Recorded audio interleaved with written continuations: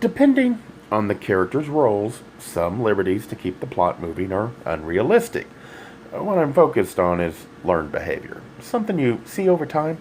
That is why I like series, because it starts to develop a character into a person and it constrains the writer into how the character can react. If you violate the spirit of the character, then you soon will find interest in the books will disappear. While the thoughts are inspired by the book, it does not imply the writer intended to inspire the thoughts I have. Tad McNeil tried to fit in, a father that was more worried about position, a mother who eventually broke and found solace in a bottle. Some are weaker in spirit. They can't hide, even if for safety society demands it. You can make mistakes, yet it was the father's inability to have any compassion for the son, a rich, shallow man.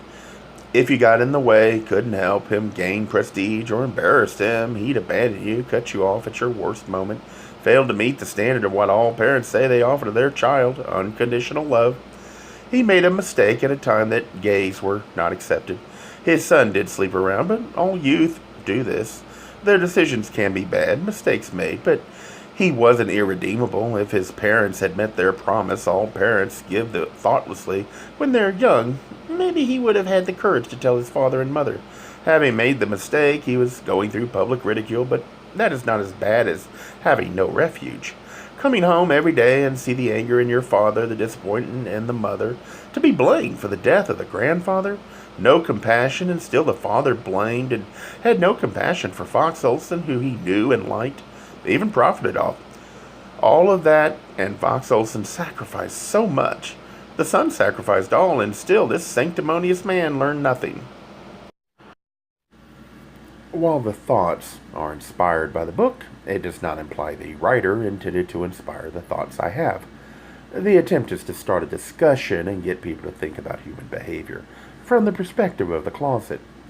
How this might lead to problems that make friends or partners or even business relationships difficult. I can understand why some would dismiss this effort. I find reminders in how the characters behave with memories of my own experiences and then explore that aspect. It's meant to start people to think. It is not meant to imply I am right. If you do not share the ideals with others, then how will you know if you're right? When talking, the focus should be on challenging and exposing your ideals, not in changing other opinions. That would only lead to frustration, since the only person you can change is yourself.